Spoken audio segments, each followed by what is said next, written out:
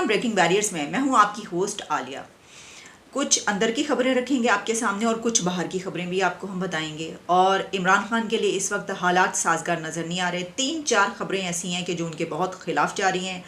और एक खबर तो ये है कि उनका तोशाखाना वाला केस एक मरतबा फिर ओपन हो चुका है और उसमें ये कह दिया गया है कि बिल्कुल इसके ऊपर कार्रवाई हो सकती है, काबिल अमल है और उसमें अब इमरान खान को पेश होना होगा और वो पेश होते रहेंगे और उसके बाद उसका कोई ना कोई नतीजा निकलने वाला है अनकरीब।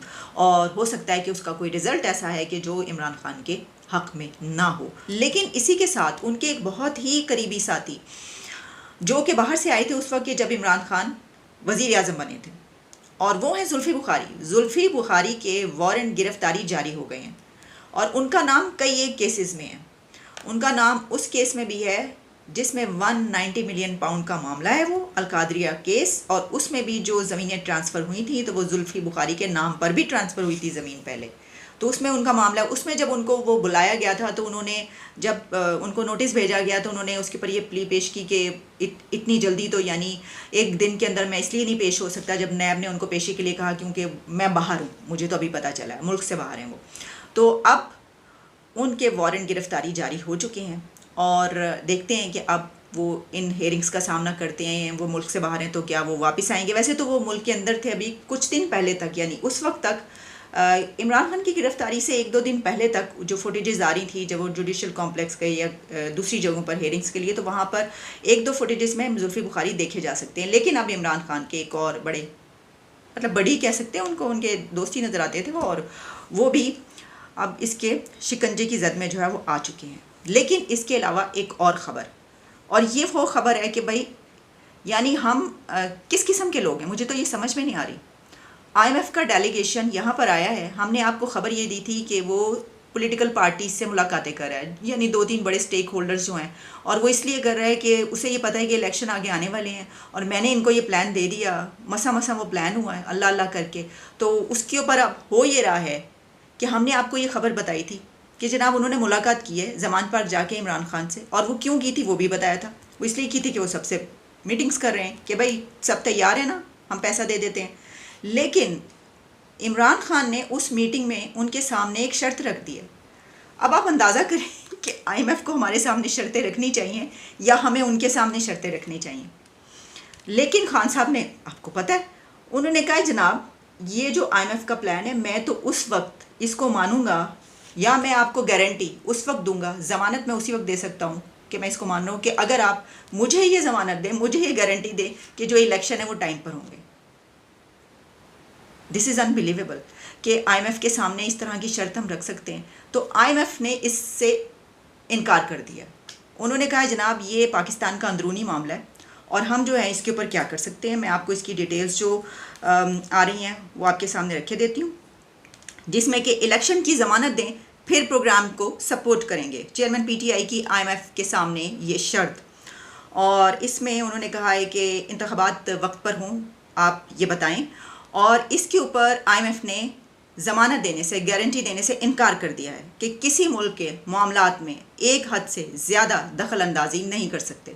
अच्छा, इसमें वैसे क्या उन्होंने ये जो कहा एक हद से ज़्यादा, कि कुछ हद तक कर सकते हैं लेकिन एक हद से ज़्यादा दखल अंदाजी नहीं कर सकते। अब मुझे तो ये लग रहा है कि कहीं किसी और साइफ़र का मामला सामने ना आ जाए या कोई और साजिश ना निकल पड़े हैं जी, कि ये जनाब ये साजिश हो रही है, अगर मुझे गारंटी नहीं दे रहे तो ये भी साजिश है। बात पता क्या है, जैसा मैंने कहा कि IMF से हम जो कर्ज़े देता है उससे हम ये कह रहे हैं कि हमारे मुल्क में टाइम पर इलेक्शन करवाओ।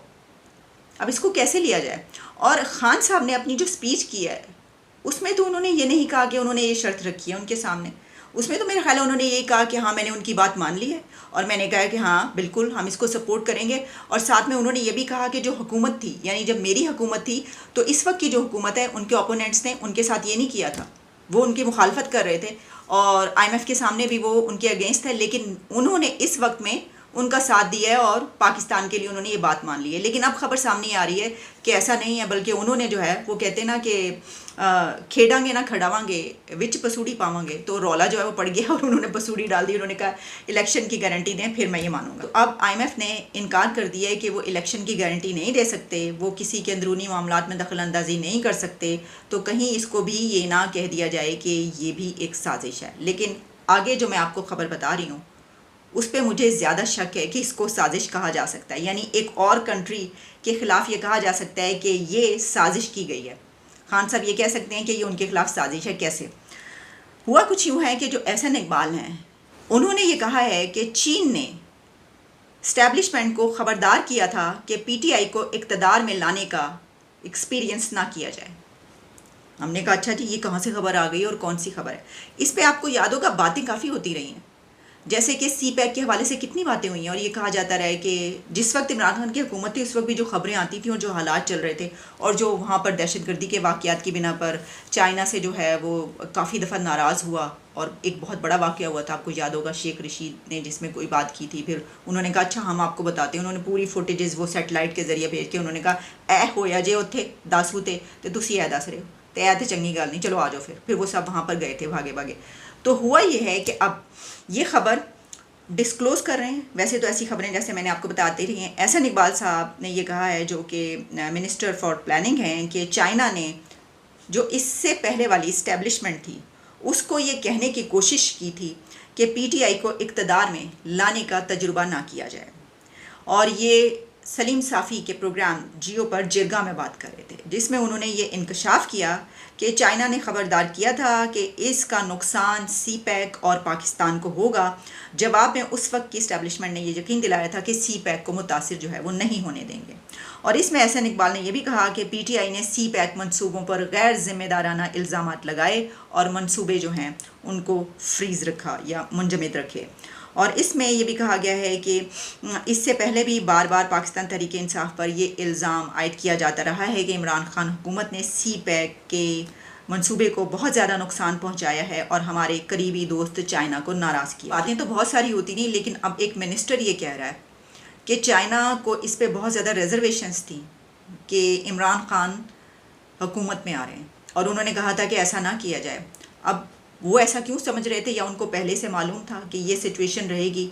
अच्छा, ये वाली बातें काफ़ी गर्दिश करती रही हैं। कभी कहते हैं कि ये बात होती रही कि चाइना ये चाहता है कि इमरान खान ना आए, और कभी ये कहा जाता रहा कि अमेरिका ये चाहता है कि इमरान खान ना आए। और उसके बाद जो कुछ चलता रहा, तो उसमें तो मुझे लगता है कि जो एक सीन क्रिएट हुआ है, तो उसमें हर कोई, यानी कि अमेरिका, चाइना, अब तो लगता है कि सभी ये चाहते थे या चाहते हैं कि इमरान खान ना आए, क्योंकि जो हालात रहे हैं, जो सिचुएशन रही है, यानी वो तो कंटेनर के, वो तो इमरान खान खुद भी, उनकी पार्टी जो है वो डैमेज कंट्रोल करने की कोशिश कर रहे हैं। आप जानते हैं अमेरिका में, वो तो पता है ये सबको, कि वो स्टेटमेंट्स भी उनकी बहुत सी ऐसी आई खुद से, जिसको हमने डिस्कस भी किया। और इसके अलावा जो लॉबिंग की बात की जाती रही है, गो के इनकार किया जाता रहा कि नहीं, वहाँ पे ऐसी कोई बात नहीं है, या फर्म हायर नहीं की गई, या वहाँ पे अच्छा इमेज बनाने की कोशिश नहीं करे। लेकिन तमाम पार्टियाँ, पॉलिटिकल पार्टीज जो है वो अपना इमेज अच्छा बनाने की कोशिश करती हैं, इसमें कोई ऐसी बड़ी बात नहीं है। लेकिन अब हो सकता है कि कुछ दिन के बाद, अगर जब इलेक्शन हो और उसके बाद अगर इमरान खान इक़्तिदार में ना आ पाए, तो क्या वो ये कह सकते हैं कि देखें ये वाली बातें हो रही थी, मैं तो पहले ही कह रहा था। उस वक्त इस बंदे ने ये कहा था, और ये कहा जा रहा था कि चाइना ने तो पहले ही कहा था इमरान खान को ना आने दो, तो चाइना तो मेरे है ही खिलाफ, ये चीन ने मुझे इलेक्शन हरवाया और ये मुझे हुकूमत में नहीं आने दिया इसने इस बार। तो इस बार रजीम चेंज की साजिश कहीं चाइना की तरफ से ना हो जाए। सुप्रीम कोर्ट की तरफ से इमरान खान के हक़ में एक बहुत बड़ा फैसला आया, और वो ये है कि चेयरमैन पीटीआई को अहाता अदालत से गिरफ्तार करके बुनियादी हकूक़ पामाल किए गए हैं। उन्होंने कहा है कि जिस तरीके से इमरान खान को गिरफ्तार किया गया था वो ह्यूमन राइट्स की वायलेशन है, बुनियादी हकूक़ इंसान के जो हैं उनको वायलेट किया गया है। इसमें 9 मई को गिरफ्तारी के ख़िलाफ़ सुप्रीम कोर्ट में अपील का तफसीली फ़ैसला जो है वो जारी कर दिया गया है। सुप्रीम कोर्ट का तफसीली फ़ैसला 22 पेजेस पर मुश्तमिल है, जिसे chief justice Pakistan justice Umar Ata Bandial ने लिखा है। सुप्रीम कोर्ट ने चेयरमैन पीटीआई की गिरफ्तारी का इस्लामाबाद हाई कोर्ट का वारंट गैर कानूनी करार दिया है। फैसले में कहा गया है कि ज़मानत कबल अज़ गिरफ्तारी बेल बिफोर अरेस्ट के लिए हाई कोर्ट से रुजू किया। बायोमेट्रिक के वक्त रेंजर्स ने डायरी ब्रांच में ज़बरदस्ती घुसकर चेयरमैन पीटीआई को गिरफ्तार किया। रेंजर्स ने हाई कोर्ट के प्रेमिसेस में शीशे तोड़े और वकीलों को और वहाँ पे जो स्टाफ था उसको तशद्दुद का निशाना बनाया है। अदालत ने पूछा कि क्या वो 9 मई के वाक़यात को कंडेम करते हैं जो कुछ हुआ है, तो इमरान खान ने इस बात की यकीन दहानी करवाई, मेक श्योर किया, और कहा कि कभी अपने चाहने वालों को तशद्दुद पर नहीं उकसाया। तो खान साहब, अगर आप जैसे अभी जो कॉल दी थी प्रोटेस्ट की, उस पर बार बार, उसके बाद से 9 मई के वाक़यात से बार बार ये कह रहे हैं कि जो भी प्रोटेस्ट वो पुरअमन होना चाहिए, पीसफुल होना चाहिए। तो अगर उससे पहले भी ये कह दिया होता कि अगर मुझे गिरफ़्तार किया गया तो भाई जो प्रोटेस्ट करना वो पीसफुल करना, तो शायद इस तरह की सिचुएशन से जो है वो बचा जा सकता था। इमरान खान की गिरफ़्तारी को कानूनी कह दिया जाए कि ये ठीक है, तो फिर आइंदा भी कोर्ट प्रेमिसेस से इस तरह की गिरफ़्तारियाँ होती रहेंगी। तो कोई भी बेल बिफोर अरेस्ट के लिए अगर कोर्ट आएगा और उसको इस तरीके से उठा लिया जाएगा, गिरफ़्तारी होगी, तो ये तो एक रूटीन बन जाएगी। तो ऐसा हम नहीं कर सकते। एक हट के ख़बर शामिल करते हैं ज़रा, सियासत से हट के, और वो ये है कि पाकिस्तान और रशिया के दरमियान ज़मीनी रास्ते से तिजारती सरगर्मियाँ शुरू हो गई। सर बड़ी बात है, अभी तो हमने तेल लिया और तेल लेने के साथ ही हमने ट्रेड की एक्टिविटीज़ भी स्टार्ट कर दी। वही ट्रेड जिसका हम कहा करते हैं कि प्लीज़ ट्रेड करें, अपने हमसाया कंट्रीज से ट्रेड करें, लेकिन हमने वो वहाँ पे जाके रशिया से ट्रेड स्टार्ट कर दिए। हम इंडिया से ट्रेड अभी तक हमने स्टार्ट नहीं की। तो हुआ यूँ है, मॉस्को से सामान लेकर गाड़ियाँ तोरखम के रास्ते पाकिस्तान में दाखिल हो गई। मॉस्को से मंगवाया क्या जा रहा है, अब हम आपको वो बताते हैं। मॉस्को से मंगवाया जा रहा है धागा, थ्रेड और चना। चने का आपको पता ना, चने, भुने चने खाने वाले। अब ये भुने हैं या नहीं, लेकिन भाई गरीबों का खाना होता है, वो कहते हैं। वैसे घोड़ों का भी खाना होता है चने, लेकिन अगर आपको बहुत ज़्यादा भूख लगी और आपके सामने मुरगन ग़िज़ाएँ नहीं है तो आप चने खाकर गुजारा कर सकते हैं। लेकिन इसमें ये कि धागा और चना लेकर 2 माल बरदार गाड़ियाँ तोरखम बॉर्डर से पाकिस्तान में दाखिल हो गई हैं। बड़ी बात है, 2 गाड़ियाँ दाखिल हुई हैं। आपको पता है पाकिस्तान रशिया ट्रेड मुआहिदा मार्च 2023 में मॉस्को में तय पाया था, जिसके तहत पाकिस्तान रूस को, अच्छा पाकिस्तान जो है वो भी एक्सपोर्ट करेगा। ये ज़बरदस्त एक आया हिस्सा, ये अच्छी बात है, इसको पढ़ते हैं। जिसके तहत पाकिस्तान रशिया को राइस, मेडिसन्स, फ्रूट्स और स्पोर्ट्स के जो सामान है वो तकरीबन 26 के करीब प्रोडक्ट्स कही जा रही हैं एक्सपोर्ट्स, वो उनको देगा। जबकि रशिया से हम क्या लेंगे, पेट्रोलियम प्रोडक्ट्स, तो पता ही है, तेल लिया है और LNG भी लिए हमने, और इसके अलावा वीट भी हम कह रहे थे वो भी लिए, और जो लिया है वो धागे और इसके समेत 11 और अशिया जो हैं वो दरामद की जाएंगी। यानी इंपोर्ट के लिए हमने कोई 11 प्रोडक्ट्स कही जा रही हैं और 26 प्रोडक्ट्स एक्सपोर्ट के लिए कि हम उनको देंगे। तो ऐसा हो जाए तो क्या ही बात है, कमाल की बात है। लेकिन अभी जो 2 ट्रक आए हैं उसमें हमने आपको बता दिया कि क्या है।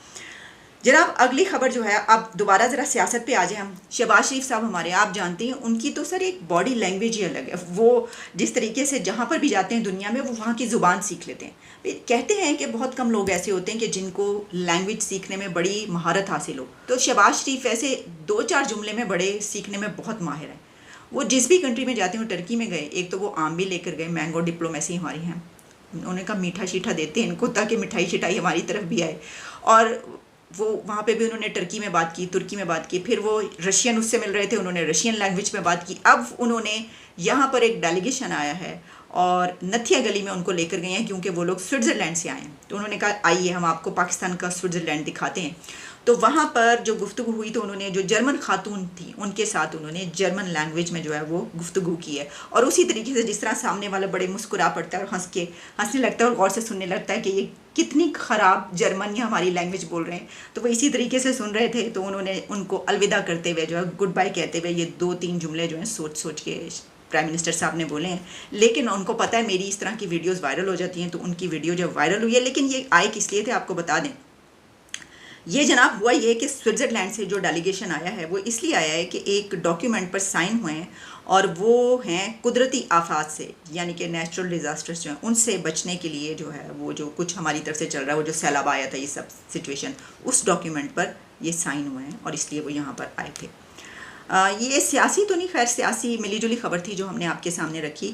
लेकिन अब एक और ख़बर, बिल्कुल टिपिकल सियासी खबर है ये, और वो ये है कि हमारे डिफेंस मिनिस्टर साहब ने ये कहा है कि 1 महीने के अंदर जो है वो असम्बली की टर्म कंप्लीट कर लेगी और उसके बाद ये डिज़ोल्व हो जाएगी, और डिज़ोल्व हो जाएगी उसके बाद केयर टेकर सेटअप और फिर इलेक्शन की तरफ। तो उन्होंने कहना था कि 1 माह के अंदर असम्बली अपनी मुद्दत पूरी करके डिज़ोल्व हो जाएगी, और इलेक्शन की तैयारी का तकरीबन आगाज़ हो चुका है, और हमने अपनी टिकट्स जो है उसकी तकसीम का सिलसिला भी जल्द ही शुरू हो जाएगा। तो इससे तो यही लग रहा है, डिफेंस मिनिस्टर साहब तो यही फरमा रहे हैं कि अब अगस्त में इसका मतलब है कि ये हो जाना चाहिए, और फिर सितंबर अक्टूबर, तो इसका मतलब है कि नवंबर तक ही चांस है उसका इलेक्शन का।